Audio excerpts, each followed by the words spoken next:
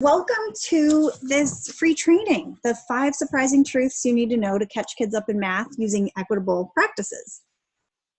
So in this training, I'm going to show you how you can shift your mindset and your instructional practices to support your students who have conceptual gaps or skill gaps from previous grade levels without hours and hours of additional planning or needing to teach 3 or 4 different lessons to your class to meet students where they are. Today, we're going to be mostly focused on the what, with some of the how sprinkled in, but since we only have an hour together, it's really not enough time to go deep into the how. All right, I'm guessing you decided to join me today because you're a middle school or high school math teacher, coach, or administrator. Perhaps you're a district leader or a consultant or a professional development provider who is working to support other math educators. You might be someone who's working with students who have significant unfinished learning in math. And when I say unfinished learning, I mean that your students are missing key prerequisite skills and understandings from previous grade levels, and it's getting in the way of them understanding the grade level content that they need to learn and that you're responsible to teach. You're likely trying to address this challenge as best you can, but it really is hard. And now with this 2021 school year starting up, and who knows what that'll bring with the untraditional format of e-learning, you may be wondering how the heck you can possibly meet all your students' needs. If any of these situations describe you, I want to just reassure you up front that you're in the right place. Today's content will be relevant no matter what your role is or which of these were the reason that brought you here today. So let me tell you a little bit more about me. As I mentioned, my name is Chrissy Allison. I live in Chicago with my husband, Dan, who you saw earlier in the pool picture with my 4-year-old son, Otto. In this picture, I'm here with my daughter, Liviana, who will be 6 years old next month. I am a former middle school math teacher and instructional coach. And throughout my career, I've worked with students who tended to have a lot of unfinished learning. When I was in the classroom, I really wasn't sure how to approach this problem. I should say this challenge. I had high expectations for my students, but I really did not know how to address their gaps from previous grade levels while moving forward with the grade level content. So I tried a lot of different things over the years, and some worked better than others. And then over the past 3 years, as part of my work as the director of math professional learning at the educational nonprofit I was working at, I developed a process to do both side by side. And I'm excited to share that with you later on. Okay, so we've established that you might be a person who has a lot of students with different needs, and you're not sure how to meet them. Or maybe you're just someone who's tired and frustrated about planning multiple lessons to meet students where they are, and you may also be unsure how to bridge gaps in a remote world. Regardless of your entry point, it all takes us back to the challenge of how to catch kids up given the world we live in. So imagine for a minute that you developed a lesson where you were confident all students, regardless of their starting point, would be able to engage. One that you're excited about. One that didn't take you multiple hours to plan or require you to stay up until all hours of the night preparing. Who's been there? Give me a yes if you've been up till midnight preparing a lesson. All right, here's what I want you to know. You can support all of your students to meaningfully engage in grade level tasks, even if you are teaching students with significant unfinished learning. And in the next hour, I'm going to share 5 mistaken beliefs that many teachers have that actually make it harder to accomplish this goal. And then I'll share the corresponding truths about the mindsets and practices that can help you achieve the vision that we just imagined. All right, so let's jump in here. False belief number 1 is that when kids have math gaps, we need to back up. Now, I know from my time as a middle school teacher that we can't simply ignore the missing skills and conceptual understanding and blindly march ahead as if there will be no impact on students. However, we also can't take the time, all the time that we want, to go back to square one and try to teach an entire math progression from start to finish. So what should we do? When should we halt grade level instruction to revisit content from previous grades? And when should we continue moving on with grade level content? About 5 years ago, when I was working at that educational nonprofit I mentioned, this was the #1 question I got that I didn't have an answer for. In fact, it became so common that I decided I had to try to find an answer. However, when I went looking for research on math intervention or best practices to catch kids up, it was pretty much non-existent. So I partnered up with a math expert from Student Achievement Partners and classroom teachers and coaches to embark on what I now consider to be action research on this topic. I wanted to understand the challenge more deeply, especially since I was a teacher myself pre-Common Core, and I knew it wasn't an apples to apples comparison. As a starting point, I decided to spend some time analyzing and solving math tasks myself, channeling my former students and trying to figure out exactly what type of circumstances or what type of content or tasks called for halting grade level content to review those previous skills, and then which ones didn't. I spent hours solving problems and making lists of prerequisite skills students would need to solve the problem from start to finish. And the lists were very long. If you take a grade level task and you write down everything kids need to know to solve it by themselves correctly, like middle school and high school, that is a long list. And at first it was a little daunting to me. But then I had this aha. I realized that I was asking the wrong question. The right question is not, what are all of the skills and understandings students need to be able to do to complete the task correctly? I mean, think about it.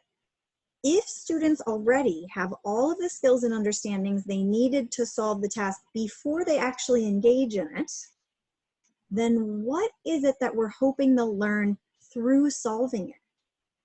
In other words, if there's no space between the current understanding and the learning goal, what's the point? So at the end of this investigation, I have to admit I was a little surprised by what I had discovered, because I'd gone into the exercise under the assumption that most of the tasks would be impossible for students to do without intervention from the teacher ahead of time. But that just simply wasn't the case. Here's what I've discovered. A whole new world opens up when you start to ask the question, what do students need to access the task, instead of what do students need to complete the task by themselves? I like to use an analogy of a drawbridge to describe the degree to which unfinished learning affects access to grade level content. So imagine you're trying to cross a drawbridge and there is heavy traffic or construction. What will happen? Can you get across? I mean, yeah, if the bridge is down, but there's heavy traffic, you can get across. It's just that your speed will be a little bit slower. However, what if the drawbridge is up to let a boat pass, like the bridge you're seeing on the screen? It's a different scenario, right? So the takeaway I want you to have is that not all unfinished learning has the same impact on students' ability to engage in the task. Sometimes it will be like the traffic or the construction and cause the students or the teacher or the lesson to slow down a little bit. And other times the bridge will be up and you'll need to hold on and wait until the bridge is down before you proceed across. One reason a teacher might hold off on giving grade level content in order to teach prerequisite skills is a fear that students may not be ready for the content. I know that that was one of my fears. But actually, it may be the case that some of our fears are unfounded. You've likely heard of TNTP's The Opportunity Myth, and one of the stats that came out of that report emphasizes the point that the majority of the time, students are actually successful when they're given on grade level assignments, despite the fear that we may have. The report also revealed that many students of color are consistently denied the opportunity to even try it. And since none of us want to be that teacher who denies students the opportunity, it's essential that we figure out how to provide the access to grade level content while supporting students to be able to fully engage in the learning. So truth number one is that all students can be successful with grade level content. What does that look like when we put it in action? It's as simple as it sounds. We need to give all students consistent opportunities to engage with grade level content. We need to put grade level problems in front of students. Now, we will also need to plan ways to increase accessibility to the grade level content and find ways to address the most critical prerequisite skills alongside the grade level work. And these are things that I can support you with. Now, again, I'll tell you more about that later. All right, let's move on to number two. So the second false belief is that there isn't enough time to address students' unfinished learning alongside grade level content. Have you heard of the 80-20 rule? It says that 80% of results will come from just 20% of your actions. Of course, it doesn't always come to be an exact 80-20 ratio, but it's a helpful and sticky concept nonetheless. So we can apply the 80-20 rule in our planning at the year-long, unit, and lesson levels. It's all about prioritizing your time and energy, which is as much about saying no as it is about saying yes. You may feel like pacing is already a challenge. Pacing was always one of my biggest challenges and still is to this day when I teach a guest lesson. And this year, you may have even less instructional time than you've had in the past. So one of the most important things that you'll need to do is prioritize your time. So I want you to think of your time as your currency. So we don't have time today to get into all the details of how to prioritize time. However, I do have a free guide that you can use to support you with how to actually do this at the year-long, unit, and lesson level. It's what you're seeing on the screen here. It's the Prioritize Your Time How-To Guide.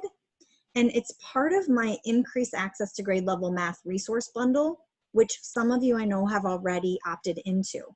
If not, you can get it at the URL on the screen here, mindfulmathcoach.com/bundle. But, this one is within the 10 strategies. There's a PDF with 10 strategies in there, one page for each of the strategies, and so this is one of those. But I do want to highlight two quick things here.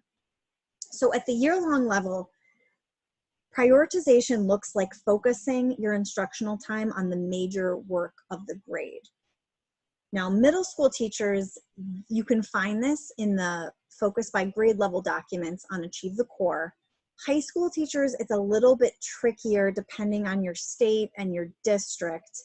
If you have questions about that, feel free to reach out to me and I can send some things along, but it's not as straightforward of an answer at the high school level. At the unit level, you'll want to get really clear about the key understandings you want students to have coming out of a unit. So again, at the beginning of the unit, you're going to want to make a list of like, what are the most important things students need coming out of this unit, and then use those as your driving force.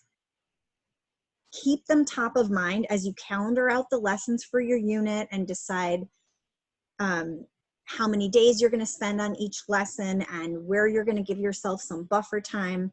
And then as you adjust your plan along the way based on daily checks for understanding and quizzes and other forms of formative assessment, you're going to again want to go back to that list, because it can be tempting to just take, as much time as you need, at least for me, as much time as you need for each and every skill and each and every concept and lesson.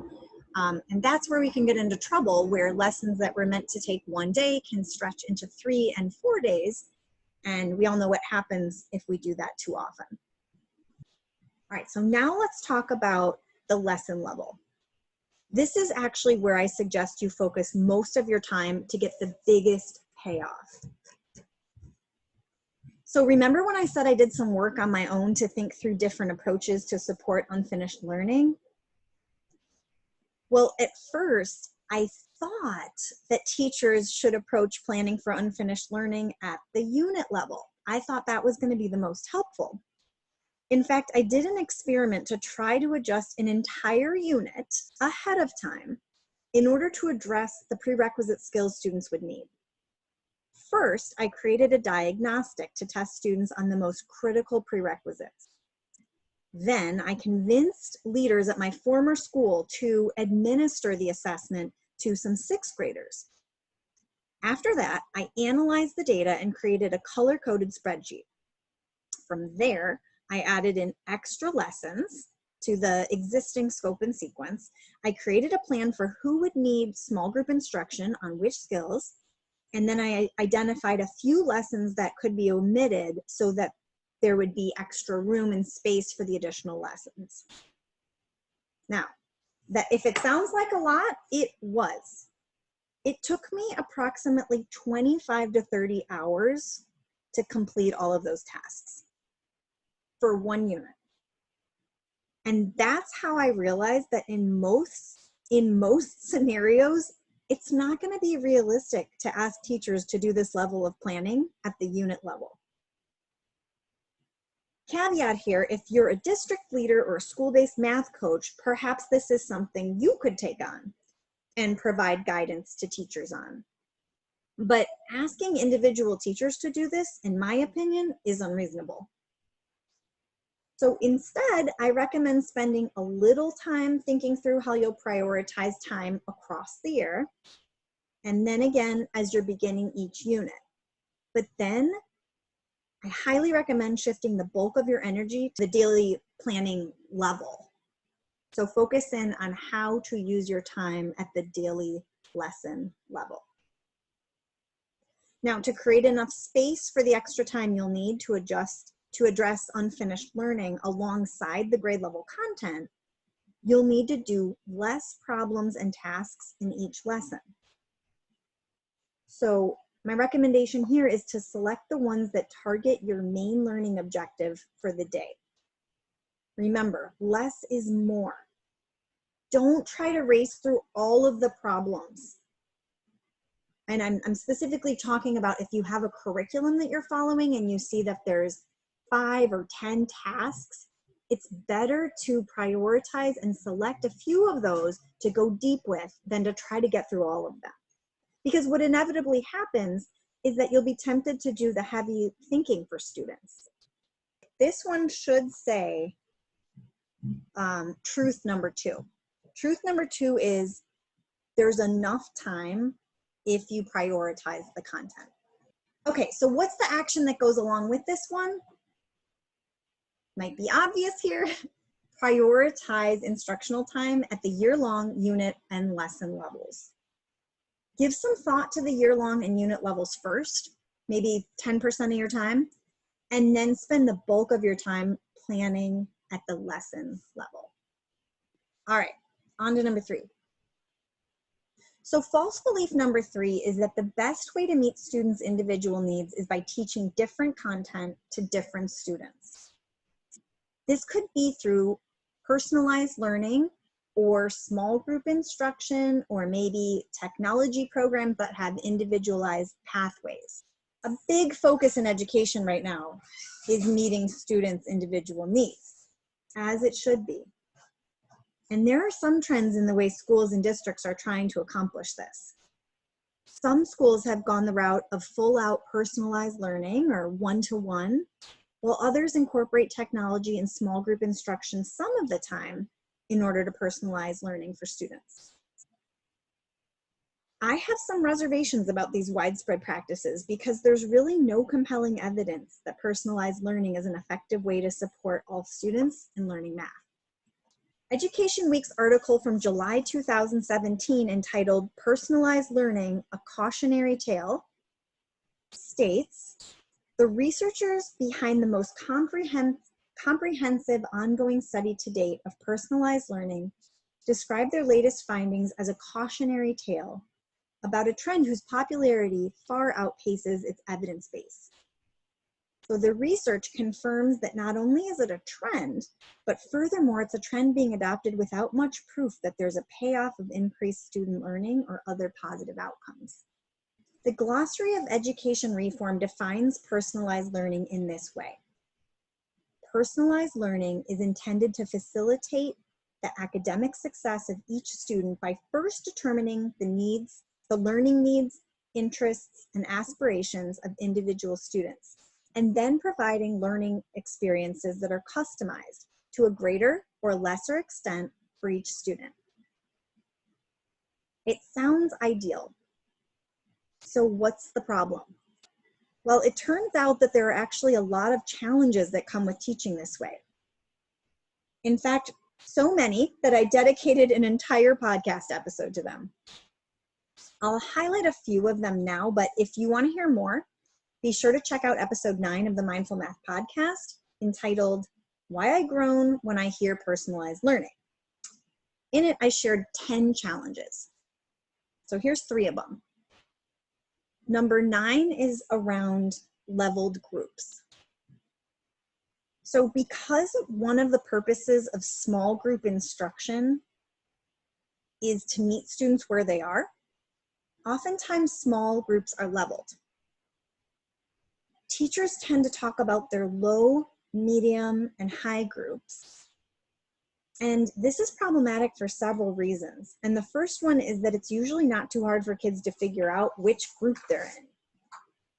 And then that can lead to lowering their confidence and their own ability to do math, which in turn can affect their drive. Number 7 is the negative impact on teachers' planning. When teachers are expected to teach several leveled small groups every day, they are essentially planning 4 to 5 different lessons.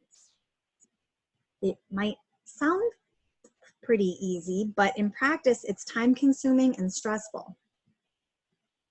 I'm sure many of you can attest to that. Give a shout out in the comments if you've been there. You could say, sick of planning multiple lessons or something like that. Number 3 is lack of discussion. So one thing that math educators can mainly agree on is the important role of discourse and discussion as part of the learning process. We all know it supports students in making sense of the math and clarifying their own thinking. But in every classroom where I have seen technology used as part of the math class, students are working alone without a thought partner. And oftentimes there aren't even other students working on the same lesson as them. So there's no one to turn to for support other than the teacher. And a lot of times the teacher is working with a small group or, circulating the room. And so there's 25 or 30 other students that need support as well. And as a result, all of these challenges can suck the joy from student learning. It can hijack your planning time, and it can cause you to have to teach at double speed, all without the proof that there's really an increase in student understanding.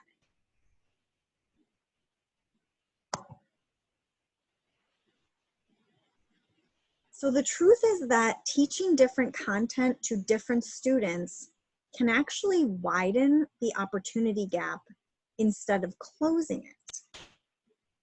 And the reason for that is that when we have students in leveled groups, when they're on their own personalized path, a lot of times what happens is that students spend more time than they should on below grade level content. So the recommendation is that students are spending, almost all of their time on grade level, but even within that, 65 to 85% of their time on major work of the grade, of their own grade. So some of those practices that I was just talking about, a few steps down the road, what ends up happening is that you see they've spent half their time or even 30% of their time, maybe more, on below grade level work, which widens the opportunity gap, which I know none of us want to contribute to.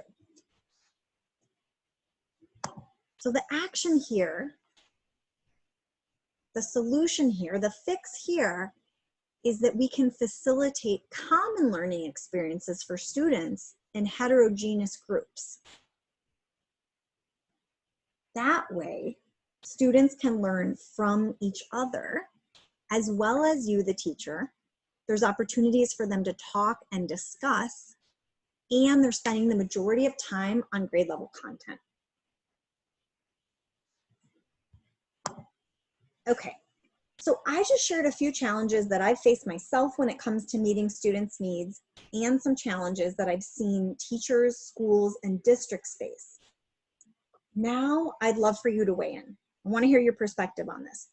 What is your biggest challenge in differentiating instruction to meet students' needs? Okay, so we have hard with a high ELL population. Lisa has 31 students in her classroom. Yowzer. Meredith says her biggest challenge is giving adequate support and feedback to all in a timely manner. Yeah, too many students with too many needs. It's really tough.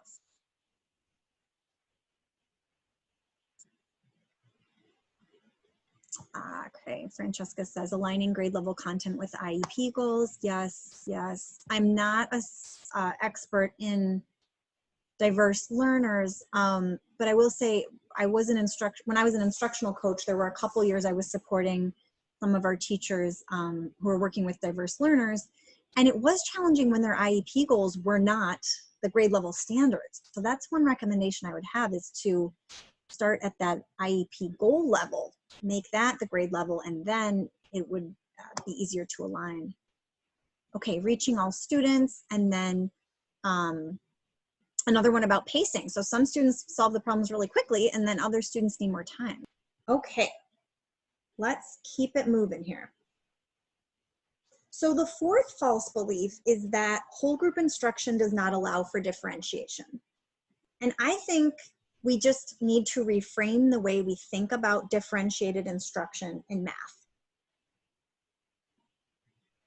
All right, so let's take a look at some non-math scenarios first, okay? What does differentiated play look like? I bring this up because as I've been raising my kids, I noticed that there were times that they could both play with the same toy, even though they're different ages. Now my kids are only 18 months apart, and so now the difference isn't quite as large, but when one of them was 1 and the other one was 2.5, that's pretty different. And yet they could still play with some of the same toys. They just came at it from a different way. But I want to show you something cool that I learned about a couple weeks ago. It was this puzzle that a friend of ours gave us. The pieces come in different sizes so that the puzzle masters with different skill sets can work on the puzzle together within their own zone. So you've got these 3 different sizes: small, medium, and large. We brought this with us on vacation. Here's my son working with the big pieces. Livy decided to start with the big pieces too. And then after a while, she decided to use all 3 sizes and complete the border. And I think this is something really interesting. This is something I noticed in the classroom too, is that when we give kids choices about their entry point, typically they'll kind of self-select. They'll put themselves, in where they feel comfortable. And kids, all of us and kids, love a challenge, right? So I think there's oftentimes this mistaken belief that if I give kids a choice of different challenge levels, like they'll take the easy route, but that has not been my experience. I've found that usually kids will start where they're most comfortable, and then if it's too easy, they'll say like, this is too easy for me, I'm gonna move on to the next thing. And the cool part about this puzzle was that even I got engaged in it. And I'll admit, some of their other puzzles that only have 16 or 20 pieces, like that's not a real challenge for me. So that's usually something that they do on their own. But this puzzle allowed all of us to have this common experience. We were still being challenged, we were still being intellectually stimulated, but we could do it together. And as, you know, their skills advance, they can take on different pieces. Another one, do we have any yogis out there? Okay, so yogis, you know this, and others you can probably take a guess, but how do yoga teachers differentiate? Well, in this class, it looks like everyone can touch their toes. I was trying to find a picture where people were doing different things. It was kind of tough to find. But I know if I was in this class, I would definitely need to modify this move. I cannot touch my toes like this. So if that were the case, I know the teacher would give us some options, right? Usually in yoga, they'll say, okay, you know, here's another way you could do this. So in this case, they might say you could use a strap. You could tie a strap around your foot and just hold on to the strap. Or you can feel free to just stretch to your knee or stretch to your ankle. Keep in mind that the goal of this activity here, this stretching activity, isn't to reach the toes. It's to stretch your muscles. So even if you're using a strap or if you're just reaching down as far as you can go, you still get the benefits. Even if you're using kind of one of those alternate methods. All right, so what can this look like in math class? Well, what it looks like is common learning experiences using a discussion-based lesson structure. And this is what that lesson structure can look like. First, we present students with a grade level problem or task that has multiple entry points and solutions. Next, we provide time for students to work on the problem. Individually, typically, you can also pair them up after a few minutes so they can share their ideas with a partner. After that, you'd lead a class discussion where students can share their solutions, they can ask each other questions, and part of that is usually comparing the strategies, seeing what connections you can make and what they have in common, where they're different. And then finally, the fourth step is summarizing the learning as a class. Now, there are a lot of benefits to this whole group discussion-based lesson format. I want to go through 5 powerful reasons with you right now so that if you haven't tried this strategy before, hopefully you'll be excited to do so. All right, top 5 reasons to try it. So the first is that it creates a shared experience for your students. Don't underestimate the value of a shared experience. One thing I like to do when I do a rich problem with a class is to give that problem a name. And then to, in that part where you summarize, you could have a poster where you have the problem on there and then at the bottom, write the summary and put that on your wall. It can be helpful a few lessons down the road and even in future units to reference back because kids remember when they solved a rich problem, especially if you give it a name. So you might say, you know, remember that bee problem, or remember the picture frame problem, or remember the, you know, whatever problem. And especially if you have a visual that goes along with it and the summary, you'll be able to all have that shared experience that you can refer back to. In addition, you know, it solves that problem that I mentioned before about kids feeling like they're on the low end or, you know, figuring out which level group they're in. If everybody's there together, it doesn't have that negative impact on students' math identities. So that's number 2. It levels the playing field and builds positive math identities. Everyone there together, everyone contributing someone's idea. You know, a student shares an idea and another student validates it, and it's just really cool. You know, sometimes you can, I've done it before where we'll name a strategy after a student. So then in the future you say, you know, did you use Javon's method or did you use, you know, Stephanie's method? And that builds up students' confidence. It makes them feel seen. It makes them feel like they contributed because they did. And all of that builds your classroom community. All right, number 3, it increases student engagement through rich tasks and discussion. Anybody else have Disney Plus? Give me a shout out in the comments if you're like Disney Plus. But the Peanuts movie just came out, and we watched it this weekend, and my kids thought it was hilarious. It actually is really funny, even for adults. But in any case, you know, I was reminded of that classroom scenario where the teacher, they just have the teacher like wah wah wah wah wah wah, like they don't even have her say any words the entire time. And so, you know, that it's so easy to get into that in math lessons when the teacher's maybe presenting something. Maybe you're doing like a I do, we do, you do kind of lesson, and you know, sometimes what the students are hearing is that wah wah wah wah wah, and their heads are down maybe, or you call on them and they're like, what did you say? There's something about this structure that I shared. I'll go back for a second. Just this really subtle shift of giving them the problem first, giving them that work time, and then drawing the ideas out of them can increase the engagement, I don't know, tenfold. I don't know the number, but it really can have a difference on the energy in the classroom. If you've tried these kinds of lessons before and you've found this, would you, if you're willing, add something in the chat if this is true? Or if this is, I should say, if this has been true for you. Okay, so number 4 is that the standards for mathematical practice are embedded.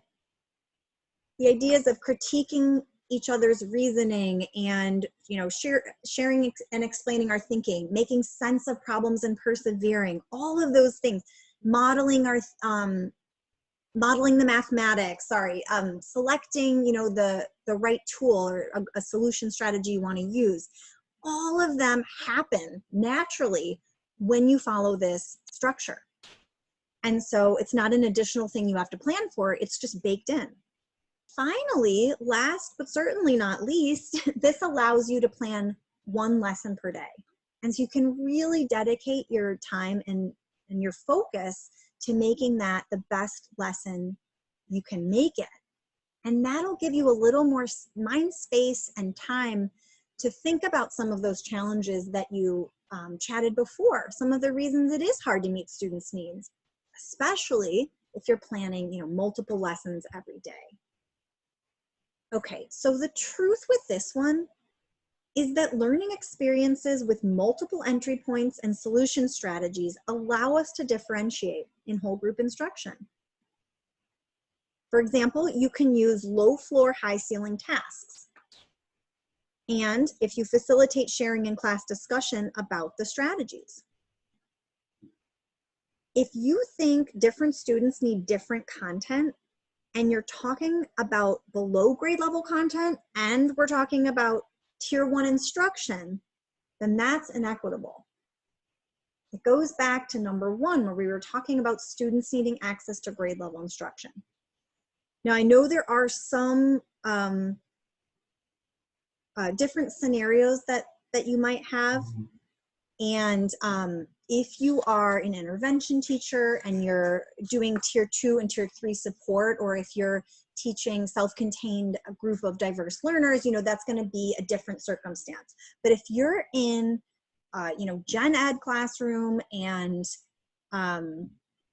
it's tier 1 instruction, you're focused on, you know, you're meant to be focused on that grade level content. It's just the truth that we need to give kids that grade level opportunity, and this is a way to do it, is to provide these multiple entry points, multiple solution strategies, allow them to use different representations. Sorry, I did not mean to get up on a soapbox there, but it's just so important, and I think it's something that a lot of schools have moved away from with the best interest of students in mind, but it's actually a practice that's hurting more than helping. Okay, so what's the action here? The action then is that we need to plan ways to increase accessibility in our lessons to meet students where they are and move the learning forward. All right, so how do we do that? We're gonna get to that. But I will say, if you have that bundle, if you have the planning bundle, then those how-to strategies, there's a list of 10 strategies to bridge the gap to grade level math, those, I created those to sort of answer the how of this here. How do we increase the access to grade level math? There's more than 10 strategies, but I've highlighted 10 of my favorites in that, how in the bundle. So if you don't have that yet, please go and get it and you'll see some of those. Great, on to number 5. So hopefully I've convinced you, if you haven't tried discussion-based lessons before, that you're excited to try them.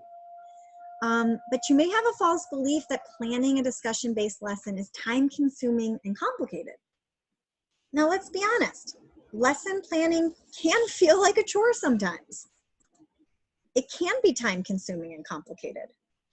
So the goal here is to apply the 80-20 rule to lesson planning and focus on the areas that move the needle the most. All right, I have created an editable planning guide for you to use to help plan lessons that follow the structure we talked about earlier. And we're gonna send that out to you in the chat momentarily if you don't already have it. Okay, so there are 6 main parts to the process. You can see them on the slide.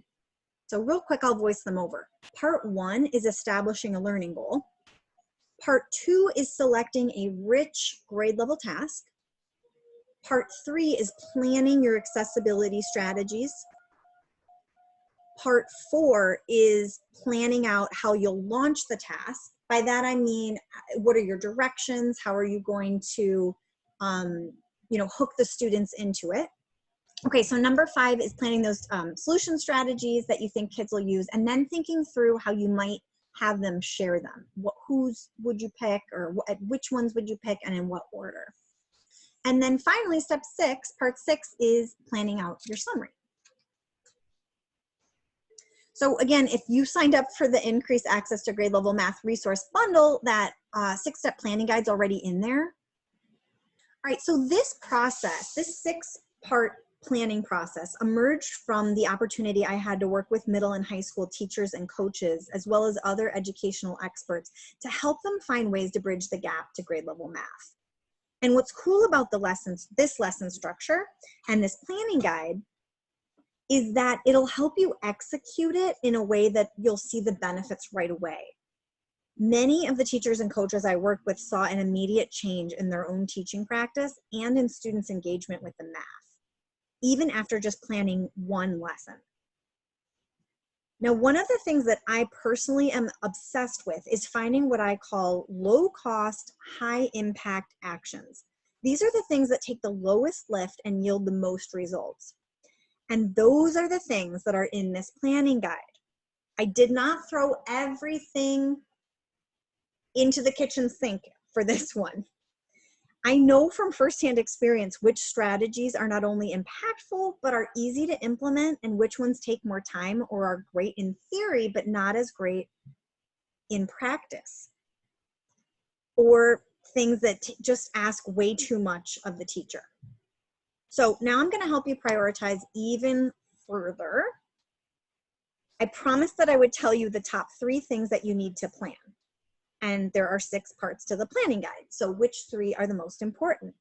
Well, they're all important, but I recommend that you focus on these 3 if you're starting out with this kind of lesson. Part 1, really thinking about your learning goal. Part 3, planning the accessibility strategies. And part 5, thinking through that discussion. Now, if you have more experience with leading discussion-based lessons in your classroom, and you feel like you're clear on the learning goal of most of your lessons, you have solid strategies to increase access to the grade level task, and the discussions are flowing well for the most part, then I'd start giving more attention to numbers 2, 4, and 6. 2 is task selection, 4 is launching the task, and 6 is planning out your summary. All right, so the 5th truth is that planning a discussion-based lesson is easier and quicker than you might think, especially with the planning guide. Depending on your situation, it could actually take less time. And even if it takes the same amount of time, there are tons of other benefits of this kind of instruction. Now, one more thing I want to say about planning is that you could spend weeks and weeks planning out a discussion-based lesson. And in fact, the way that I learned about these kinds of lessons was at a lesson study conference. And when you're doing lesson study, you do plan lessons for weeks and weeks and weeks. But you're learning through that. It's not all about just planning the lesson in order to, teach that one lesson. The goal is learning about the standards and all that too. All of that to say that you could spend as much time as you would allow yourself. But what I've found is that by spending 30 to 60 minutes, you can get the majority of the benefits. So I would say taking that 30 minutes or 1 hour can get you at least 50 to 60% of the benefits as taking, weeks and weeks and weeks. There's just something about switching up the structure, as I mentioned before, giving students the task and allowing them to solve it and talk with one another. Just by doing that and just spending 10 or 15 minutes thinking through how they might approach it and how you would facilitate a discussion, that's going to get you at least halfway there. So when I'm saying easier and quicker, that's the approach I'm talking about. I'm not saying thinking through every single little detail you could possibly think through, or spending just going over and over every scenario. Okay, so the action here is to use the 6-step planning guide to help you prepare discussion-based lessons. All right, so now we have covered our 5 mistaken beliefs and the 5 truths and the 5 corresponding actions. So with that, getting through those, all 5 of them, I'm curious to hear, what is your biggest takeaway or aha so far? So focusing on the daily lesson level, that students don't have to know how to complete the entire problem in order for them to have entry into it. Yep. Creating positive math identities, love it. It's important to not give students all the answers right away. Yeah, give them an entry point. And discussion. Discussion is super important too. We'd love to take a few minutes here and answer any questions you might have. Oh, perfect. So we have someone who is an intervention teacher and also teaches those students 7th and 8th grade math. That's like the best scenario, I feel like, where you can do both the on-grade level content and then have extra time to support anybody who needs more help with that, or if there are some critical prerequisites that need more time and attention, you can go into those.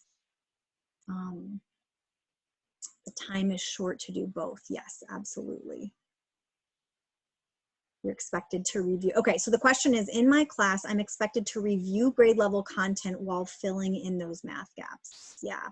So I think it's this idea of sort of like the Venn diagram. If you can find, if this is, the gaps and this is the grade level content, where is the overlap? How can we give students a task that will hit on both? It'll give you the opportunity to do both. And one thing that can be really helpful is to start with the grade level task and plan the time though. You'll probably be able to anticipate.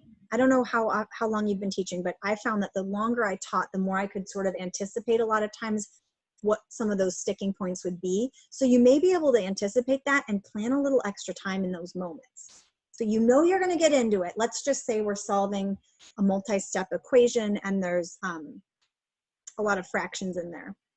And so you're like, I bet they're going to need a little brushing up on how to add fractions or something like that.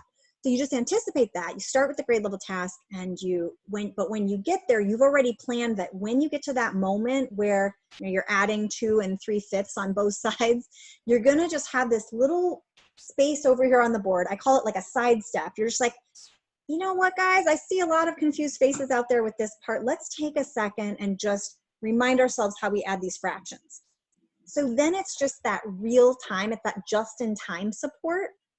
And it doesn't feel to students as much like they're doing baby work, where sometimes I think what we'll do as teachers is say, I anticipate that's going to be a problem. So for a day or two before we do this unit, we're going to work on adding fractions. And that's when kids sometimes will say, why are we adding fractions? I've done this for years and years. This is third grade work. This is fourth grade work. This is baby work. It feels different when it comes up within their grade level content and they have that need right there in that moment to do that skill. I think the second thing I would say is sometimes it can be helpful to do a little bit ahead of time. So maybe putting something in a do now. But the caveat there is that if you really think they're going to struggle with the skill, I actually wouldn't put it in the do now in that straightforward way, because what that can do is it can tend to derail your class from the beginning. I've seen that happen. Where the intention is, and I get the intention, oh, let's put that in the do now. Then we can think about this and kind of work through it so that when we get to that point in the grade level task, it won't slow us down. But typically with do nows, kids are completing those independently while we're taking attendance or something like that. And so if you think they're going to struggle with it, that's not really the best scenario. One thing that I have seen work better though is doing something where you're not asking them to do the procedure or to complete the task, but you're asking them just to think about the concept and you're just warming them up. So for example, maybe you would give them a piece of paper with a number of different fractions on there and you do a notice and wonder.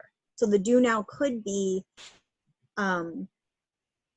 or maybe it's a problem and you do a notice and wonder. What do you notice and what do you wonder about this scenario that involves a fraction? Or actually, I think even better would be a which one does not belong, which one doesn't belong, where you give 4 different anything. It can be an image, it can be a number. So in this case, maybe 4 different fractions, and maybe 3 of them have a common denominator, or 2 of them have a common denominator, or whatever. And then you're asking them which one doesn't belong and why. And so it just starts at, they can all answer and think about something to say for which ones seem to go together and which ones seem to be different. And that can kind of open the door to that conversation of, oh, you notice that 3 of them have the same denominators. Anybody remember what we call that? Common denominator. Oh, yes. And today we're going to be actually solving some equations that involve, we'll have to add and subtract fractions. And does anybody remember, how that connects? What is it that's so important when we're adding and subtracting fractions connected to this, which one doesn't belong? And probably someone would say, we have to have a common denominator. Oh, yes. Okay. So I hope that helps. Okay, any other questions? Great. I'm glad that was helpful, Meredith. And if you don't have the bundle yet, which one doesn't belong is another one of those 10 strategies, and notice and wonder is 2. So those are 2 of my favorites, along with prioritize. So that's 3 of the 10. I don't know that I can list them all offhand. If you don't have any more questions, I think we'll just go ahead and wrap this up. And thanks so much for joining today.